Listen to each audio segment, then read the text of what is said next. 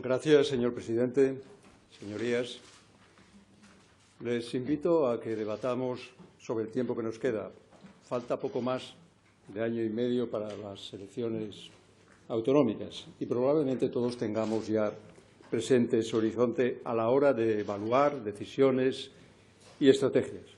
Hoy me fijo en ese destino. Estamos en una legislatura que se aproxima al vértigo de la cuenta atrás y nuestra obligación, principalmente la mía, es aprovechar los meses que restan y hacerlos los más fructíferos posibles.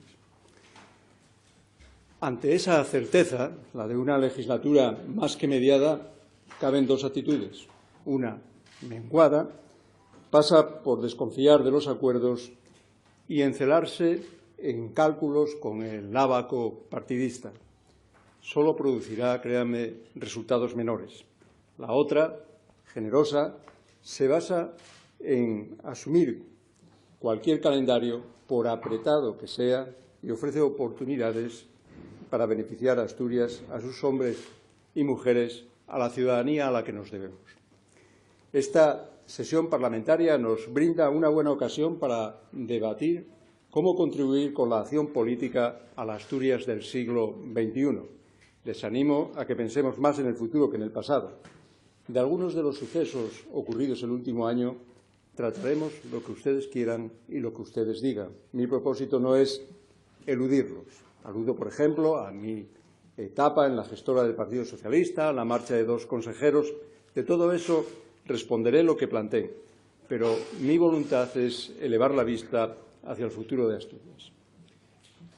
En la inauguración de la Feria Internacional de Muestras, destaqué hasta qué punto la Asturias de 2017 se ha alejado de la de hace un cuarto de siglo, cuando la reconversión ensombrecía los ánimos y la murga de la decadencia era el caldo nutriente de los discursos políticos calamitosos, cuyas secuelas, por cierto, aún escuchamos.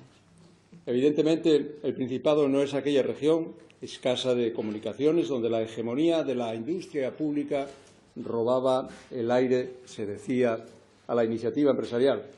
Una comunidad industrial en declive y en convulsión continua por las movilizaciones.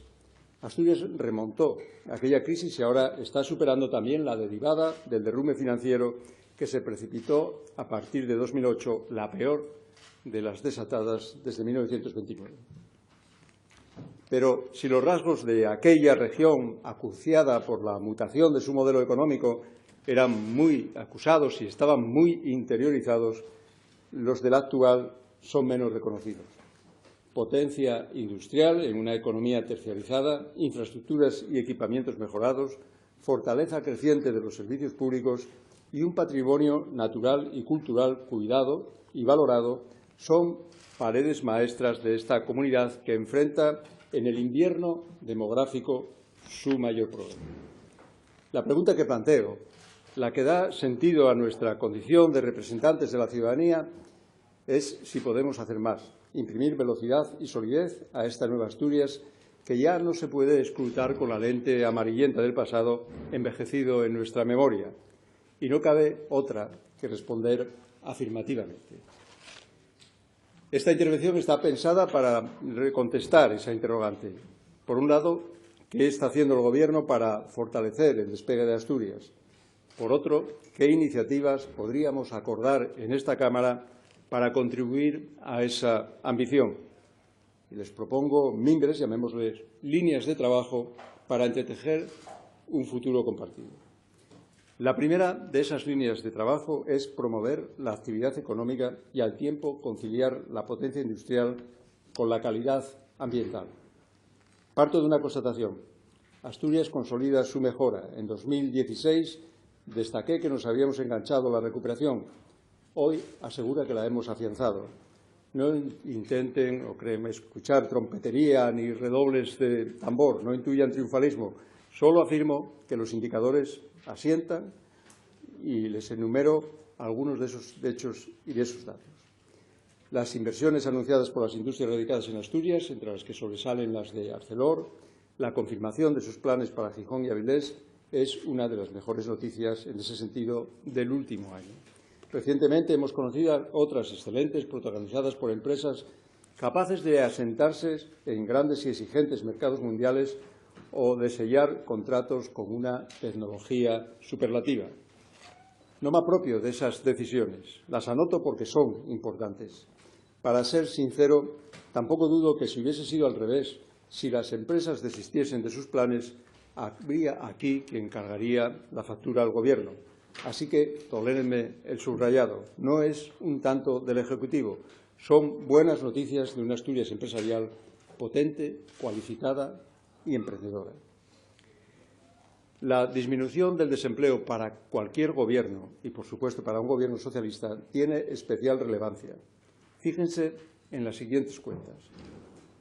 En octubre de 2016 había 83.674 parados registrados. Hoy hay 77.600. Con estos datos acumulamos 49 meses de descenso interanual consecutivo. Y a estos efectos tuvimos el mejor octubre desde 2009. El número de afiliados a la Seguridad Social se eleva a 360.593, un 1,72% más que en octubre de 2016. De media, en agosto se contabilizaron 366.415 afiliaciones y es el mejor dato desde diciembre de 2011. Los números de la EPA, de la encuesta de población activa, son aún más positivos. Según las estimaciones del tercer trimestre, el número de desempleados se redujo en un año un 26,82% hasta 59.200 personas. Nuestra tasa de paro se sitúa a un 12,95%, inferior en más de 3 puntos a la media nacional. Tenemos la tasa más baja desde el primer trimestre de 2009. En ese resumen tan esquelético, destaco que la reducción del paro es más acusada en la construcción y en la industria, 17,94% y 11,91% respectivamente, por la capacidad de creación de empleo y el potencial de desarrollo de ambos sectores. Siempre que analizo la evolución del desempleo, apostillo una cautela. Sumar 77.600 parados registrados no permite enhorabuenas. Son 77.600 personas sometidas a la angustia de encontrar un puesto de trabajo. A ellas nos debemos y a ellas y sus familias son nuestra prioridad. Pero en mayo de 2012, cuando asumí por primera vez la presidencia, el listón estaba en 97.459. Un lustro después hay casi 20.000 parados menos. La reducción equivale a un 20,38%, la quinta parte. El mérito del Gobierno de Asturias será menor, mayor, ninguno, según quien lo evalúe. Lo innegable es que el paro se reduce. Y esa disminución hubiera sido imposible sin un dinamismo económico sostenido, el que refleja la evolución del Producto Interior Bruto. Este será el tercer ejercicio positivo consecutivo. En 2015 se elevó al 2,7%, en 2016 a un 1,9% y la media de las previsiones para este año se sitúa en el 2,38%. Crecer por encima de la media de la zona euro, rebasar un 2% siempre es positivo. Cabe unir otros indicadores significativos. Cito tres. Durante los primeros 8 meses del año, las exportaciones aumentaron un 23,63% respecto al año anterior. El número de hipotecas, un 33,2%, con el mayor aumento de España. Y de enero a septiembre, el índice de producción industrial, un 5,7%, el tercer crecimiento del país. No alargo el listado. Al fin y al cabo, solo pretendo compartir con ustedes la constatación de que Asturias afianza su mejoría. Es fácil adivinar por dónde vendrán algunas críticas. Otras comunidades remontan con más fuerza. Cierto, responde a la estructura productiva y al problema demográfico. Con el mismo recurso argumental podríamos alardear de la menor tasa de paro, de la contención del déficit, de la celeridad en el pago a proveedores y de la gestión de la deuda. 3 logros para apuntar en el haber de la Consejería de Hacienda. Pero no quiero distraerme de lo principal. Lo importante es un hecho, la solidez de la recuperación. Y la pregunta que nos interroga, ¿qué podemos y debemos hacer para que esa evolución sea más robusta. Esa cuestión, créame, nos interpela a todos. Si bien la obligación angular es del Gobierno, no es la única. Estar en la oposición no otorga una eximente carta blanca para techarse en la irresponsabilidad. No se inquieten, que no olvido que soy yo quien rinde cuentas. El presupuesto es una de las herramientas para fortalecer la recuperación. Por cierto, buen ejemplo de responsabilidad compartida, porque la competencia del Gobierno es presentar un proyecto bien ensamblado. Nuestra vocación, orientarlo hacia los desfavorecidos, el estado de bienestar y el desarrollo económico. Nuestra tarea, buscar alianzas que permitan su aprobación. Los tres deberes están hechos y sobre la mesa la mano tendida a Podemos e Izquierda Unida por tercer ejercicio consecutivo. Estamos dispuestos a explorar los límites económicos y jurídicos para un acuerdo. No agoto ahora el asunto presupuestario, pero al hablar de los recursos a nuestro alcance resulta inevitable citarlo. Fíjense, la evolución de Asturias está ligada a la nacional. No obstante, hay amenazas que deberíamos eliminar de nuestro horizonte particular. Una es el cierre anticipado de las térmicas, con sus indeseables efectos sobre el empleo, el tráfico portuario y la capacidad industrial, incluida la minería. El Gobierno de Asturias se opone clara y frontalmente a cualquier medida que nos precipite por ese rumbo. Les informo que el Principado ha expresado con toda claridad ese criterio a la dirección de Iberdrola y al Ministerio ante la solicitud de clausura de la central de Lada. Para nosotros, el tránsito hacia una economía descarbonizada debe de hacerse de forma consensuada, equilibrada y prudente. Y el súbito anuncio de Iberdrola no respeta esas condiciones. Como la autorización depende, además, del Gobierno de España, le pedimos expresamente al Gobierno, lo he hecho, que frene esa pretensión empresarial. Y al pensar en el carbón, no perdemos de vista, o no lo perdamos, que en 2018, que asoma ya a la vuelta de la esquina, será la estación término para la mayoría de las explotaciones. Y si ocurre eso, será porque el Gobierno de España ha hecho caso omiso de las propuestas del Principado y de los ejecutivos de Castilla, León y Aragón para acordar con la Comisión Europea unas condiciones más flexibles que permitan prolongar la actividad. Quede manifiesto esto. Esa es la condena inmediata, no diferida, que acecha a la minería. Por tanto, no dejemos que ocurra en silencio. Y también urgimos a acabar con la incertidumbre del coste de la energía para las industrias electrointensivas, factor decisivo para inversiones y para localizaciones empresariales. El avance de las negociaciones para desbloquear la reclasificadora del Musel y la inmediata firma de los convenios de los fondos mineros el próximo día 20 son ejemplos del compromiso de la Consejería de Empleo e Industria con la actividad industrial. La misma Consejería ha iniciado el nuevo Plan de Ciencia y Tecnología que aumentará notablemente las partidas para los grupos de investigación. También en este frente queremos impulsar el despegue de Asturias.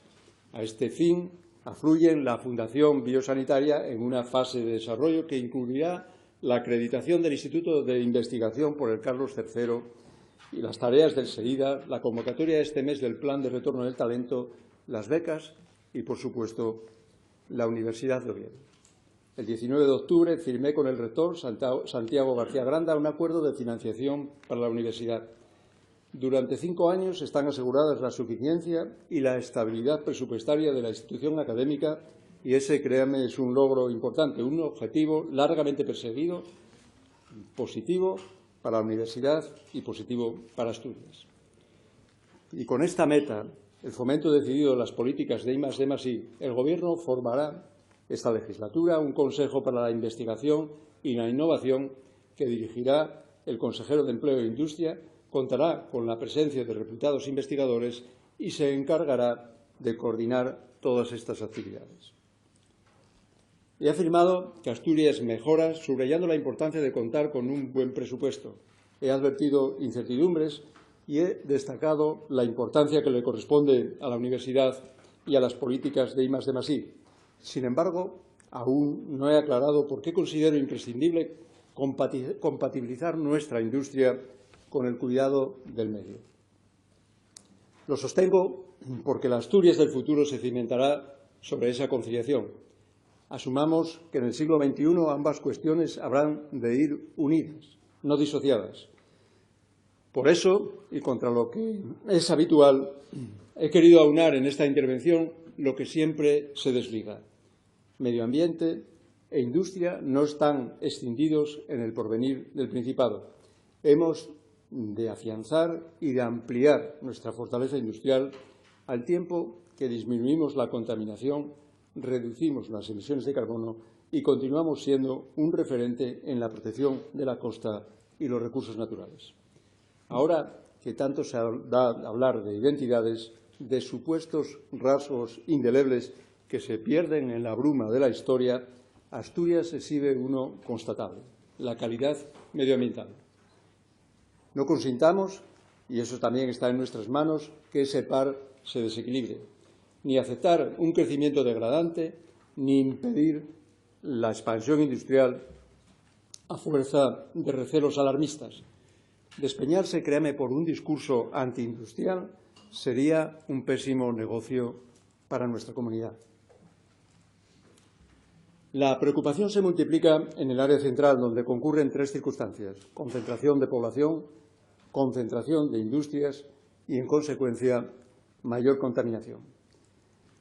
Para atender a este problema, la Consejería de Infraestructuras y Medio Ambiente ha promovido la revisión de los planes de calidad del aire de Gijón y Oviedo, incluida la reducción de las emisiones de benceno en Trubia, y ultima, además, en colaboración con los ayuntamientos, los protocolos para situaciones anómalas de polución. El continuado afán en este objetivo es el que corresponde a un Gobierno consciente de la necesidad de compatibilizar ese doble corazón industrial y ambiental que ya es y continuará siendo el motor de Asturias. Voy a la segunda línea de trabajo. La Asturias que debemos construir debe de descollar también por su estado de bienestar, otro rasgo definitorio. Hace décadas que el Principado se caracteriza por contar con una red de servicios públicos que forman una trabada malla contra la desigualdad y la exclusión. No hay nada más expuesto al juicio ciudadano que la educación, la sanidad y los servicios sociales. Pues bien, tanto la propia opinión pública recogida en barómetros y encuestas como las comparaciones, esas que se reiteran hasta el agotamiento cuando son negativas, dejan en muy buen lugar nuestro estado de bienestar, construido con el trabajo de generaciones de profesionales y de sucesivas administraciones. Somos, por tanto, albaceas de ese legado con resultados sobresalientes en la educación y la sanidad. Mejorar ese gran edificio social es otra exigencia para Asturias, y a este objetivo contribuyen decisiones como las que enumero. La calidad de los servicios descansa sobre la competencia de los profesionales. La superación de la crisis ha permitido resarcirles parcialmente de algunos de los recortes sufridos. En 2016 elevamos la oferta de empleo al máximo permitido, 1.583 plazas. Estamos cerrando la de este ejercicio, que a buen seguro se situará muy por encima de esa cantidad, y yo pienso que es otra buena noticia. El esfuerzo anterior ha ido acompañado de la mejora de los equipamientos, tanto educativos como sanitarios, para ahorrarles el catálogo de obras. Recuerdo que están en construcción los proyectos de 3 institutos: la Fresneda, la Florida y la Corredoria. Y hago hincapié en la ampliación del Hospital de Cabueñes, continuación lógica de la puesta en marcha de Luca y del Álvarez Builla. Será la mayor transformación de su historia, que lo situará en la vanguardia de la sanidad pública española. Opino que conviene saber rectificar los errores, incluso a toro pasado. Espero que hoy todos, y me refiero al arco parlamentario al completo, aceptemos que la construcción de Luca y del Álvarez Builla fue un acierto, pese al chaparrón oportunista de críticas con el que fueron recibidos. ¿Queda alguien aquí de verdad que sostenga que el Luca fue un error? Sería muy bueno, créanme, saberlo. En las vísperas de la ampliación de Cabueñes procede recordar estas cosas y tener en cuenta que se trata de infraestructuras costosas, de complicada gestión, pero que mejoran la atención sanitaria, que es lo definitivo, lo importante. Y espero que no volvamos a sufrir el desafuero de ataques que acompañó a los otros centros. Y todos estos resultados y proyectos serían inalcanzables sin una buena gestión. La voluntad política no basta. Sin capacidad técnica, la sanidad, la educación y las prestaciones sociales resultarían ingobernables. Afortunadamente, en los tres ámbitos contamos con gestores acreditados. Ahí están las mejoras en la aplicación de la ley de dependencia. Por desgracia, ocurre a menudo que la crítica sale gratis, aunque sea mera ponzoña o simplemente esté indocumentada. Decretar el estado de sospecha permanente sobre la gestión sanitaria, créame, es un despropósito paranoico. Claro que es razonable que las listas de espera conciten el interés del Parlamento y la preocupación, además, de una ciudadanía exigente con sus derechos. Pero habrá que reconocer los apreciables avances logrados por la Consejería de Sanidad. Asturias es la comunidad que mayor volumen de información facilita. Hemos bajado un mes la demora quirúrgica y también reducimos la espera media para consultas especializadas. Y además, como saben, tramitamos un decreto de plazos máximos que serán gestionados por la red pública. También es necesario capacidad gestora para corregir errores, como el planteado por las liquidaciones del ERA, al que la Consejería de Servicios y Derechos Sociales ha respondido con un trabajo riguroso y jurídicamente complejo, y esperamos que antes de fin de año realicemos las primeras devoluciones. La iniciativa y la voluntad política que tanto se demandan no se demuestran a fuerza de palabrería. Auparse al carromato, a anunciar crecepelos de veneno de serpiente es sencillo. Que funcione, no. Que funcione es otra cosa. Pues gestionar los servicios sociales tampoco admite bromas. Hay que atender las necesidades sociales con respuestas serias y realizables. Esto es iniciativa. Y lo otro, fuego de virutas. Y en este capítulo entran el aumento de las ayudas contra la pobreza energética y la pobreza infantil, al igual que las innovaciones en la política de vivienda. Y otra muestra de voluntad política es el salario social, al que bien no se le da el valor que se merece o se pervierte como la panacea para quienes desean vivir del cuento. En esta Cámara se ha alertado sobre el presupuesto que consume. Pues quede claro que para el Gobierno socialista que la renta mínima absorba 109 millones no es un despilfarro. Puede ser y es una preocupación, pero anteponemos las necesidades de la gente porque es el único asidero que salva del precipicio de la exclusión a más de 47.800 personas en Asturias. Y ciertamente pueden ocurrir situaciones transitorias de carencias administrativas, pero eso no debe confundirnos. Es una de las rentas más elevadas de España y que beneficia a un mayor porcentaje de población. No olvido el sistema educativo. Resalto dos metas. Una, se está haciendo una realidad irreversible, la consolidación de la formación profesional, especialmente de la dual, con 29 centros y 203 empresas participantes en el cuarto programa y ya lanzado el quinto el pasado martes.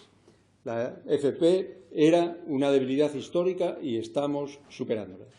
La Consejería de Educación está logrando que esta sea la legislatura de la formación profesional. La otra ambición es la expansión de las escuelas infantiles.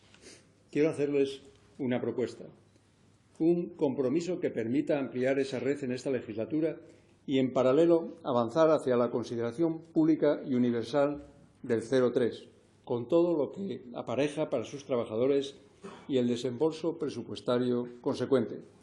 Una red que facilite la conciliación, tal como se plantea en el plan demográfico, que sea asumible para las familias y para la Administración y que cubra una demanda social creciente. Como este asunto forma además parte destacada de las negociaciones presupuestarias, no entro en pormenores, solo dejo en constancia cuál es la disposición del Gobierno. Inicio otro apartado. Aunque las unanimidades en esta Cámara son una rareza, aventuro que todos coincidimos en la riqueza de nuestro patrimonio natural. Hace unos minutos destacaba el desafío de hacer compatible industria y calidad del aire. Ahora enfatizo el valor de nuestros recursos naturales, el valor que tienen en sí y como catalizadores de la economía. Los ejemplos abundan. La preservación del paraíso natural es indispensable para afianzar la actividad turística que ha vuelto a rebasar el 10% del Producto Interior Bruto y que año a año bate sus propias marcas.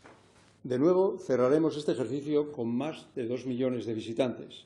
Vean también las estadísticas del aeropuerto. En julio y agosto, el mayor registro de pasajeros de la historia, 304.686.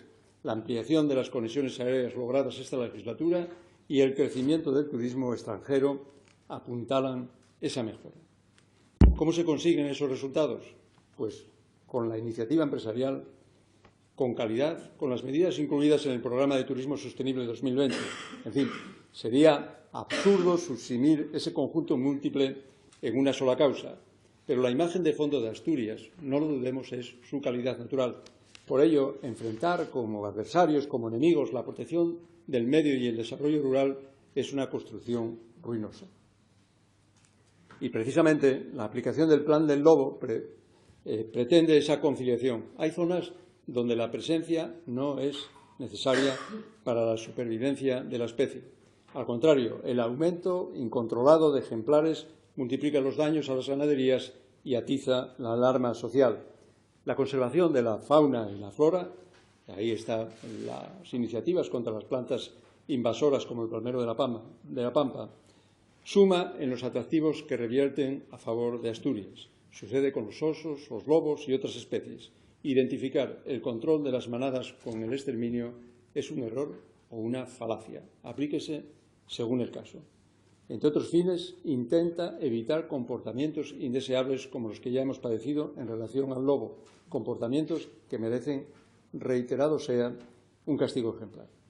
Y lo mismo pido para los criminales que prenden fuego al monte, cuando la potencia forestal es otra de nuestras riquezas. En octubre sufrimos un nuevo desastre, miles de hectáreas arrasadas en Portugal, en Galicia y también aquí, en Asturias, concretamente 12.825 hectáreas, la mayoría en Idias, Canga, Degaña y Tineo, que han conllevado daños por más de 52 millones. El único consuelo, y no es poco, es la ausencia de víctimas.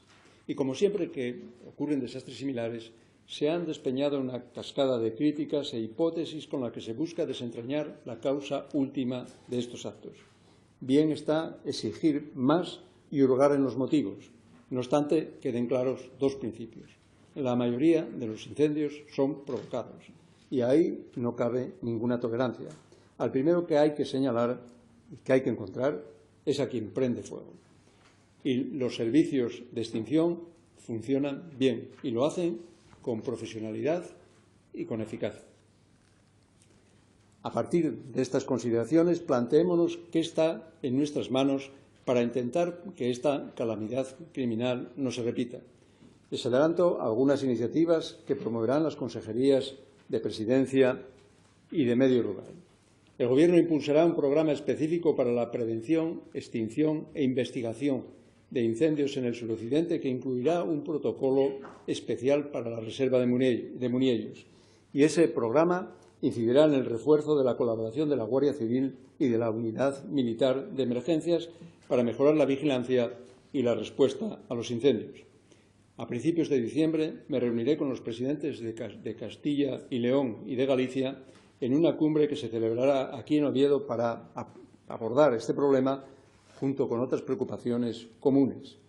Y para paliar los perjuicios económicos, el Gobierno ya se ha dirigido tanto al Ejecutivo estatal como a la Unión Europea para acceder a las ayudas del Fondo de Solidaridad de la Unión. Continúo hablando de asuntos vinculados al medio ambiente. El manejo de las basuras es una cuestión recurrente en esta Cámara. Un ruego. Encarémosla, dejemos de rodear un problema que se agrava con el paso de los años y carece de una solución feliz, de una solución inmaculada.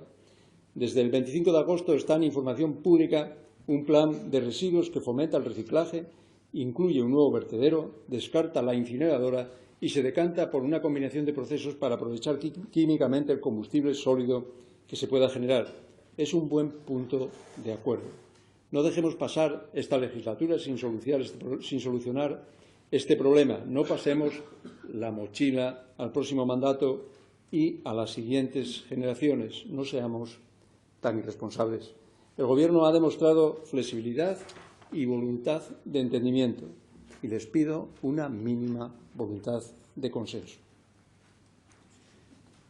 La riqueza natural es también el marchamo de nuestra agricultura y ganadería. El valor de los productos asturianos, la leche, la carne, los quesos y otros, está vinculado a la calidad, que es sin duda su mejor credencial. Tengámoslo muy en cuenta. Ya he repetido que no se entiende el futuro de Asturias sin un medio rural. Hoy me reafirmo. Es más, la única alternativa contra el despoblamiento es un medio rural vivo.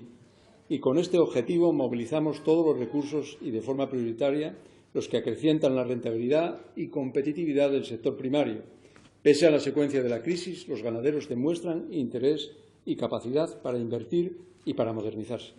La convocatoria de ayudas de 2016 para mejorar las explotaciones se resolvió con 331 nuevas solicitudes y está en marcha una nueva por 8,5 millones. También ayudamos a aumentar el tamaño de las explotaciones y esto, créame, que es un asunto crítico. Ya no está en discusión la importancia ni la utilidad de las concentraciones para combatir el minifundismo y ampliar la base territorial. Con las 23 nuevas zonas declaradas en 2017, estamos actuando sobre más de 19.500 hectáreas y, de igual manera, trabajamos sobre los montes comunales tan importantes para configurar la superficie agraria útil. La Asturias rural y, por extensión, Asturias es ganadería, capacidad forestal, también agricultura.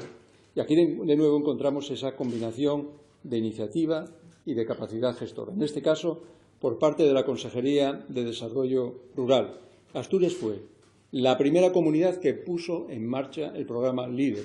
En este año ya hemos despachado la primera convocatoria que permitirá destinar 6,8 millones a 264 proyectos que generarán una inversión cercana a los 14 millones.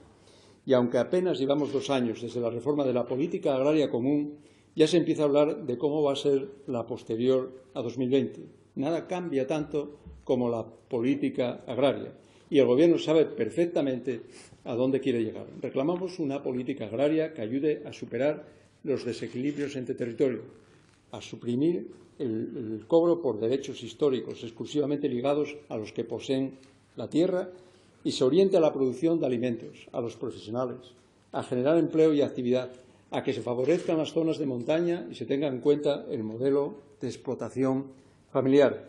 Una PAC también que frene la volatilidad de los precios lácteos y proteja a los productores frente a las perturbaciones del mercado y que, por último, mejore las exigencias ambientales y reconcilie al medio ambiente con el desarrollo rural, porque en la agricultura y la ganadería no solo no está el origen del problema, sino que son parte de la solución.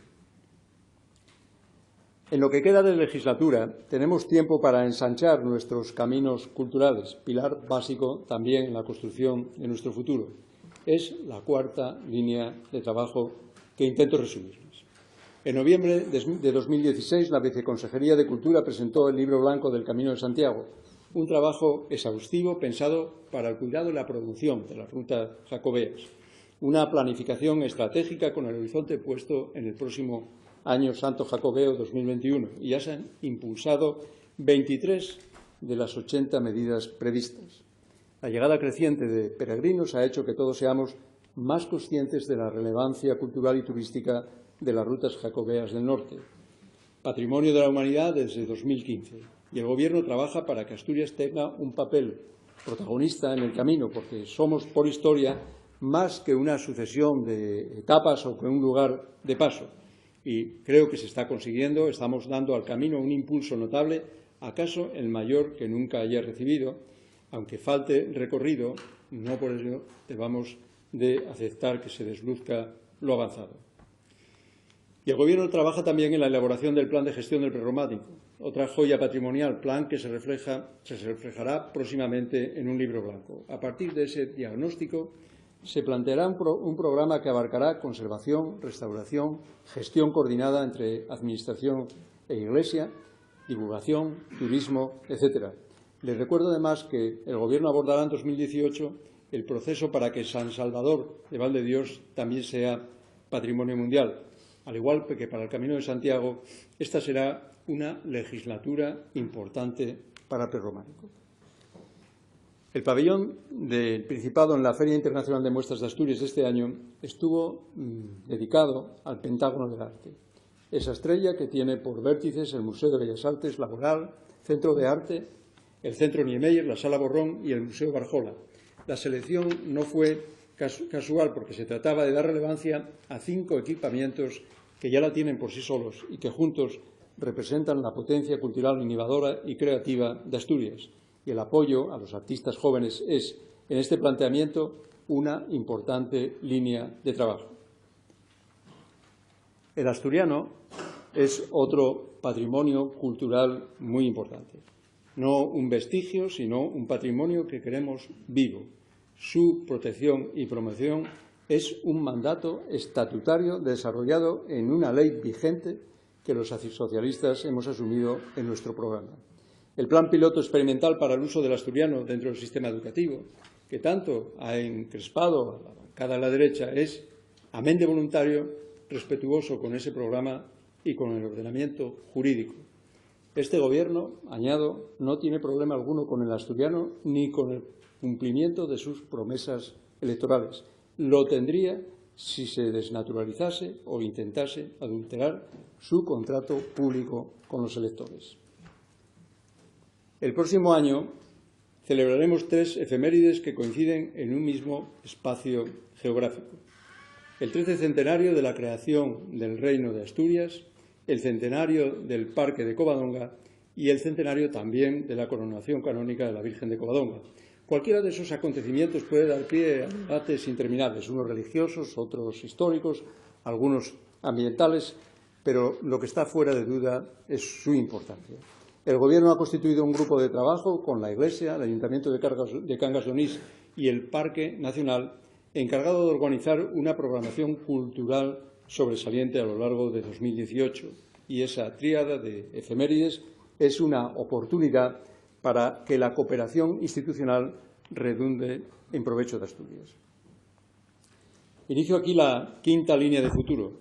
Abogué al inicio por cancelar de una vez la estampa caduca de Asturias que tenía en el lamento por las comunicaciones una salmodia incesante. Hoy la situación es bien distinta. De hecho, si el Ministerio de Fomento hubiera mantenido su palabra y no hubiese claudicado ante la exigencia de foro, estaríamos a la puerta de la entrada en servicio para pasajeros y mercancías del primer túnel de Pajares. En el mejor de los casos, la rendición retrasará esa inauguración a 2021 y oscurece con incógnitas el tráfico de mercancías. La doble mala noticia tiene un apellido compuesto, el que une a Foro y al Gobierno del Partido Popular. La posición del Principado sobre la variante y las comunicaciones pendientes quedó plasmada en la Alianza por las Infraestructuras suscrita en marzo por 18 organizaciones sociales y políticas. Pese a la sensatez que rezuma, solo el PSOE e Izquierda Unida aceptaron refrendarlo. Buena prueba de la aversión al consenso que marca algunas fuerzas. Andamos sobrados de razones para quejarnos de la dejadez presupuestaria del Gobierno del PP. Sin embargo, también sabemos que la lealtad institucional es la regla de juego apropiada entre administraciones. Es la regla a la que siempre nos hemos atenido y la que nos ha permitido avanzar en soluciones para el Plan de Vías de Gijón, para la autopista del Mar, para culminar el soterramiento del Langreo, la supresión de la barrera ferroviaria de Avilés y otras obras en esta ciudad. Sabemos, pues, combinar exigencia y diálogo, pero también ha de quedar dicho que el valor de los acuerdos se acredita con el cumplimiento de lo pactado. Si no, acordar será inútil, no merecerá la pena. Tomamos nota de los compromisos y reclamamos su cumplimiento. Existen, además, problemas que requieren una actuación urgente antes de que el deterioro se haga irreversible. Apremio al Ministerio a que concrete el plan de cercanías ferroviarias que ellos mismos han evaluado una inversión superior a los 275 millones y que se anunció hace semanas. Esa Asturias a la que invito a trabajar también debe de promover la igualdad y la transparencia, la participación ciudadana y contar con una legislación adecuada para frenar la corrupción. Ya no hablo de una seña o de un rasgo particular de Asturias, sino de uno que debe ser común a todas las sociedades avanzadas: la calidad democrática. En septiembre se dictó la sentencia del caso Marea. El fallo es bien conocido como para abundar ahora en detalles. El Gobierno de Asturias ha mantenido una trayectoria jurídica ejemplar a lo largo de todo el proceso. Personada como acusación, la Administración colaboró con la investigación judicial, coincidió con el criterio de la Fiscalía y rechazó todas las ofertas de entendimiento que se le hicieron o sugirieron. Frente a la gravedad de los hechos puede parecerles poco. Sin embargo, el primer requisito para combatir la corrupción es estar dispuesta a hacerle frente, sin miedo a ocupar tiempo en los telediarios. Y el Gobierno pudo haber optado por el acuerdo, por acortar los plazos y, seguramente de la mano del pacto, por menos minutos en los informativos y menos páginas en los periódicos. En cambio, dijimos que no, con todas las consecuencias, porque poniéndose de perfil, echando mano al tú más, no se logra nada y buenas pruebas nos ofrece cada poco la actualidad judicial. Al tiempo, el Gobierno ha proseguido con decisión los avances en el fomento de la participación y la transparencia iniciados en el anterior mandato. Primer motor de esas iniciativas, el empuje de la Consejería de Presidencia y Participación Ciudadana, es también constante. También en otras consejerías se han probado sus compromisos con la participación y así, abiertos a las propuestas ciudadanas y de acuerdo con el Ayuntamiento de Oviedo, se está abordando el futuro del Cristo Buenavista. El mes pasado fue seleccionado el proyecto ganador que incluye equipamientos, zonas verdes y campus universitario. El Gobierno continuará impulsando el desarrollo consensuado de ese proyecto trascendente para Oviedo y para la universidad. Así que el Gobierno no solo predica la transparencia y la participación, también la ejerce. Por supuesto, todo es mejorable y, de nuevo, la responsabilidad recae en esta Cámara. El proyecto de ley de transparencia y buen gobierno ya está en tramitación. Reitero la oferta de acuerdo. Resultaría bien poco presentable que Asturias dejase pasar un mandato más sin adecuar su legislación en este punto. A este respecto, mi Gobierno está dispuesto a aceptar la puesta en marcha de una unidad anticorrupción, tal y como se ha solicitado en esta Cámara, siempre que esa iniciativa tenga un buen anclaje legal y un razonable coste presupuestario. Busquemos el acomodo que proceda y alcancemos un acuerdo. El Principado no va a negarse y es otra oferta pública para el entendimiento. El objetivo, vuelvo a decirlo, se llama calidad democrática. Estamos dando ejemplo de que somos capaces de liderar muchas otras cuestiones, como el despliegue de políticas de igualdad y la búsqueda de alianza para combatir la violencia machista que fructificó en el Pacto Social contra la Violencia de las Mujeres, firmado en julio del año pasado, un año antes, recuerden, que el pacto estatal, y que movilizará un presupuesto de 8,9 millones hasta 2019. Pues, de la misma manera, también podemos estar a la cabeza en el fomento de la participación y en la lucha contra la corrupción. A lo largo del discurso he intercalado varias invocaciones al acuerdo, siempre rumbo al mismo norte: aprovechar al máximo el tiempo hasta las elecciones de 2019. La acción política brinda tantas ocasiones para la discrepancia como para el entendimiento y, por muy poco lustre que se otorguen los acuerdos ante las hinchadas de cada cual, hay circunstancias que lo requieren. Vuelvo al eje de esta intervención. Asturias mejora y consolida su recuperación. Nosotros, quienes formamos este Parlamento, debemos de ayudar a que crezca más y con más fortaleza. Porque, además, Asturias pechará con desafíos importantes a corto y medio plazos. Aplazarlos, envasarlos y mirar para otro lado es mal remedio. Yo al menos quiero mirar a los ojos a los asturianos y decirles que los he afrontado y que he intentado resolverlos. Quiero mantener esa autoridad moral y que los ciudadanos no puedan reprocharme que el Gobierno no diagnosticó las carencias ni ofreció alternativas. Pero hay muchas cuestiones que el Ejecutivo no puede resolver con sus únicos medios ni con el exclusivo apoyo de 14 escaños del Grupo Socialista. Selecciono 3. El plan demográfico es el más importante. Estoy convencido de que mañana hablaremos de la baja tasa de población activa, de la aportación de las pensiones, del declive de las zonas rurales, de la financiación autonómica, de los costes de los servicios públicos, asuntos recurrentes que responden a un mismo problema de fondo, el principal de Asturias, una comunidad que pierde población, que envejece y cuyos ciudadanos se concentran en el área central. El 25 de septiembre el Consejo de Gobierno aprobó un plan con 10 años de vigencia, 2017-2027, que destinará 2.275 millones a frenar la sangría de habitantes. Ustedes conocen la propuesta, que incluye medidas fiscales, la expansión de la red de escuelas infantiles a la que antes me referí, mejores conexiones digitales en las zonas rurales, mantenimiento de escuelas y equipamientos, planes específicos para las villas. No se las desgrano todas porque el rosario es extenso. Con la presentación de este documento, coordinado por la Consejería de Presidencia, el Gobierno cumple un compromiso. Solo otras 2 comunidades, Galicia y Castilla y León, cuentan con programas similares y en los últimos años hemos avanzado mucho, tanto que el trabajo del Gobierno de Asturias ha contribuido a que la cuestión demográfica se haya incluido en la agenda de los asuntos de Estado, tal y como se asumió en enero en la Conferencia de Presidentes. Y precisamente porque se trata de un asunto de Estado que debe ser abordado con lealtad institucional y altura de miras, ayer mismo el consejero de Presidencia expuso las líneas generales del plan a la comisionada del Gobierno de España para el desafío demográfico, Edelmira Barreira, y quiero dejar constancia de su respuesta dialogante y constructiva. Señorías, el plan del Gobierno es abierto y flexible. Les pido que participen en el diseño de una estrategia demográfica que habrá que mantener durante décadas si queremos hacer frente a este desafío. Estoy hablando del factor que más condiciona el desarrollo del Principado. Ofrezco y pido colaboración y consenso para asegurar el futuro de Asturias. Que el plan es mejorable no se discute.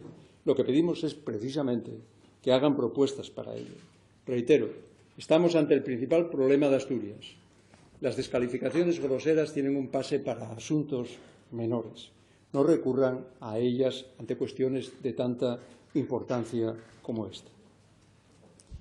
La ordenación del área central tampoco debería de quedar aparcada. El Gobierno no renuncia a un proyecto que es una urgencia para el espacio central asturiano y beneficiaría a toda la comunidad.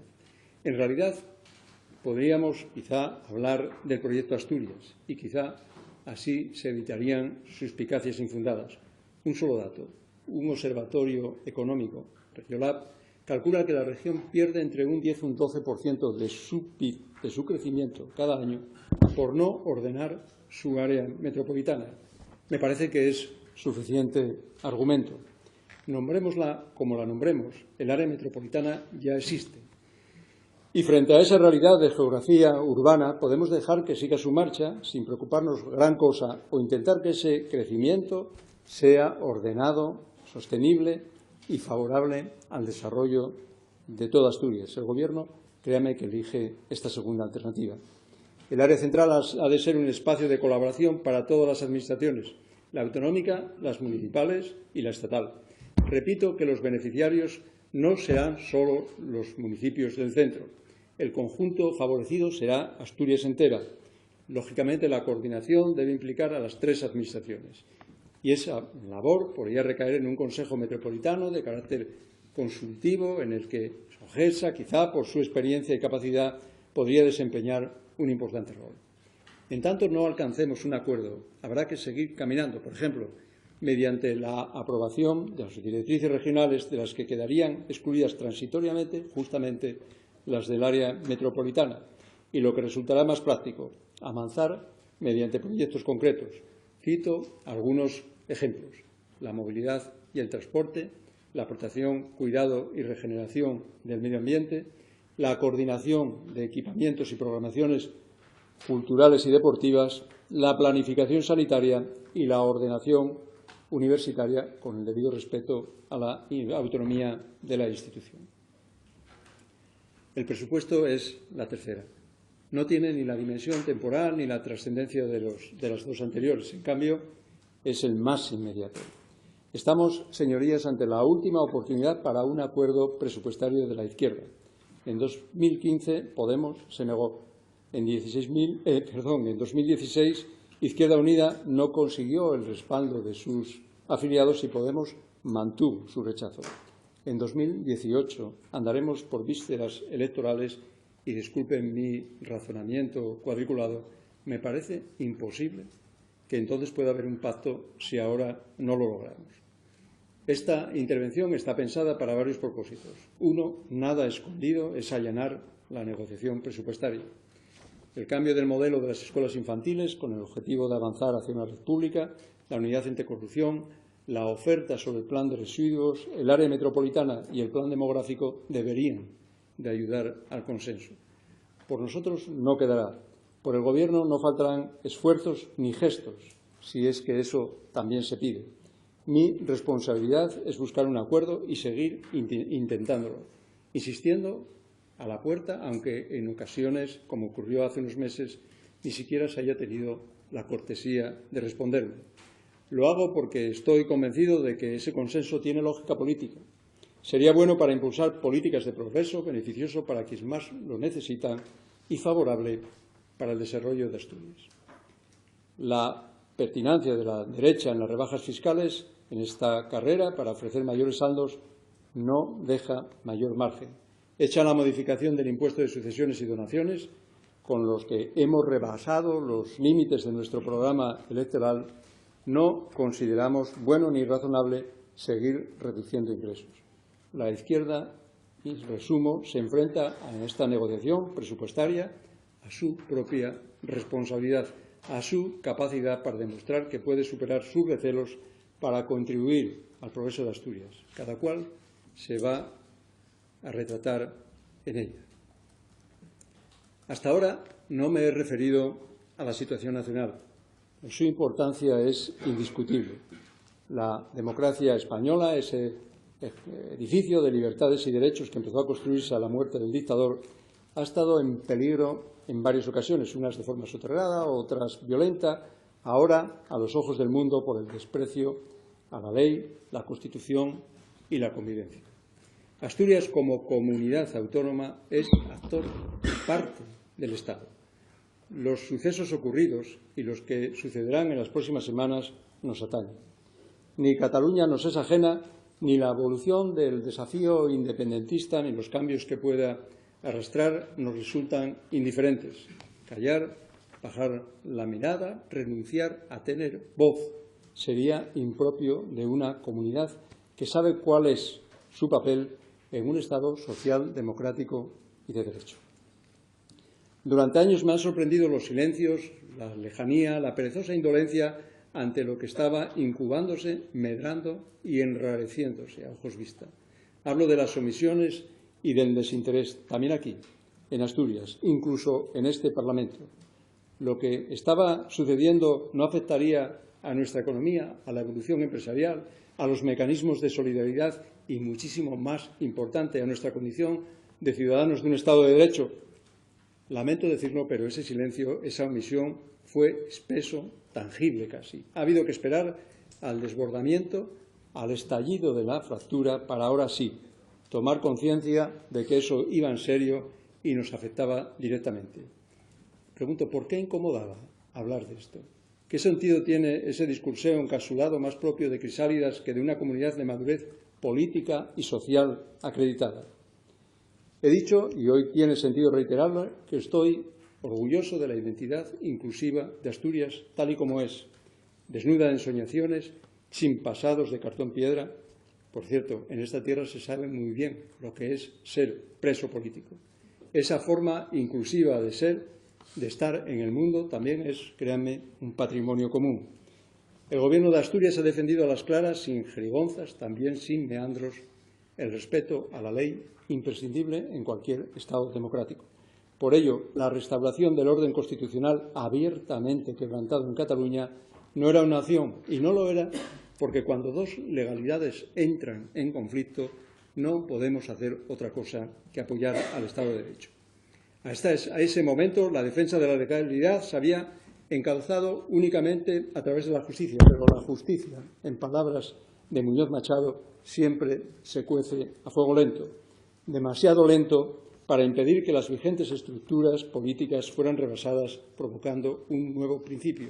Porque lo que se estaba pretendiendo hacer en Cataluña era justamente eso, crear un momento cero, un instante fundacional a partir del cual inaugurar un orden político nuevo.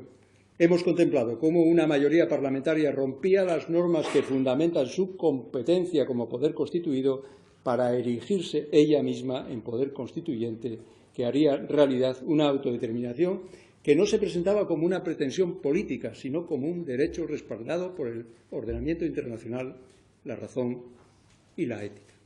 Si a un desafío así, en un asunto sistémico para España y para Europa, no se hubiera respondido con toda la fuerza del Estado de Derecho, estaríamos enviando el mensaje de que cualquiera puede beneficiarse por saltarse la ley. Dije que no podemos renunciar a la voz que nos corresponde, porque lo que sucederá a partir de ahora, las promesas y alternativas que se van a conjugar para procurar una solución, también nos incumben. Se acerca una campaña electoral cargada de promesas y la alerta es obligada.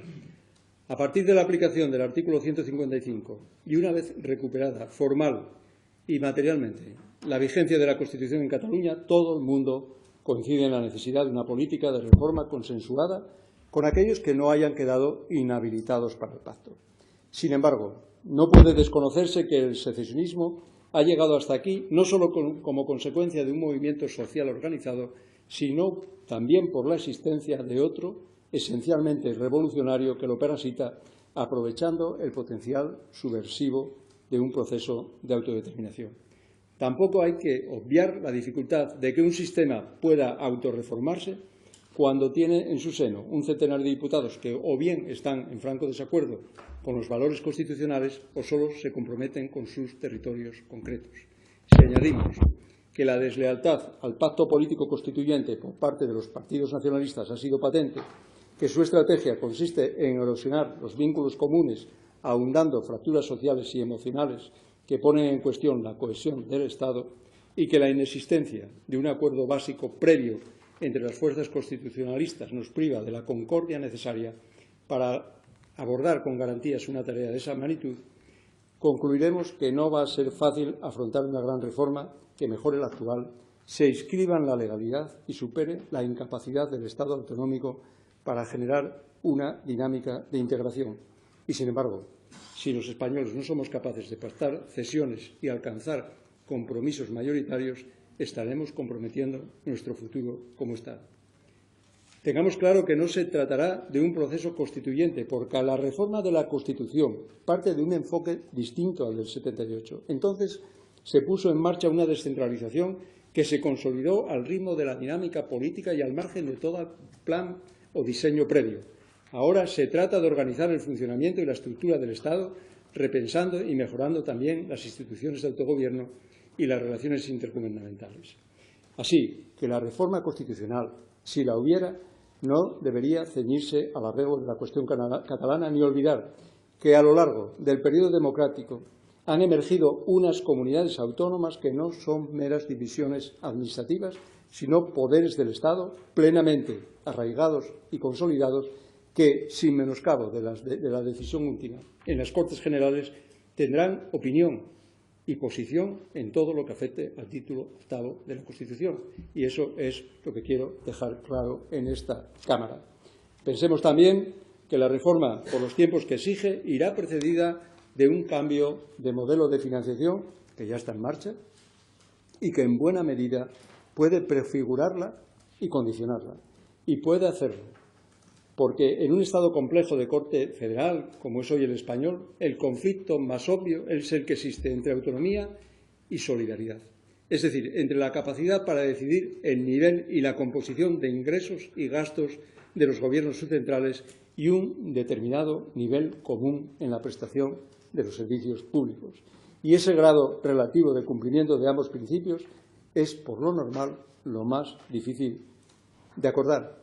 Y sobre esto conviene dejar claro alguna cosa. Primera, que existe una independencia formal entre autogobierno y solidaridad. Y por eso el compromiso entre ambos puede hacerse al nivel que resulte políticamente satisfactorio. Dos, que la prestación de los servicios públicos repercute de forma directa sobre la calidad de vida de los ciudadanos y, por eso, garantizar un nivel de prestación equivalente tiene que ser prioritario en la agenda de responsabilidades públicas. Dicho más raso, la sanidad, la educación y los servicios sociales en Asturias dependen de esta cuestión. Y tres, si las diferencias culturales, institucionales o de renta y riqueza se traducen en diferentes derechos económicos o sociales, se estaría afectando al corazón mismo del sistema democrático. Y también tenemos que tener en cuenta que los partidos estatales no precisan que en sus planteamientos sobre la reforma constitucional en sí, ni tampoco sobre la de financiación. El PP no realiza ninguna propuesta mínimamente detallada sobre esto. Ciudadanos solamente concreta la introducción de unos mínimos homogéneos en la imposición patrimonial. Podemos, por su parte, ofrece como solución el derecho a decidir de las naciones que lo hayan planteado con especial intensidad, añadiendo que pretende seducir a sus votantes para que se queden, pero sin aclarar por dónde va la seducción.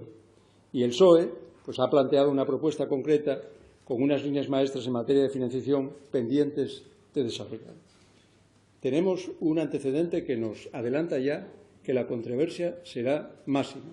El debate de expertos que se ha producido en la Comisión para la Reforma del Sistema de Financiación revela las dificultades objetivas para llevar a un acuerdo con posiciones distintas desde el punto de vista académico, aunque las mayores diferencias más difíciles y las más preocupantes son de naturaleza ideológica y política.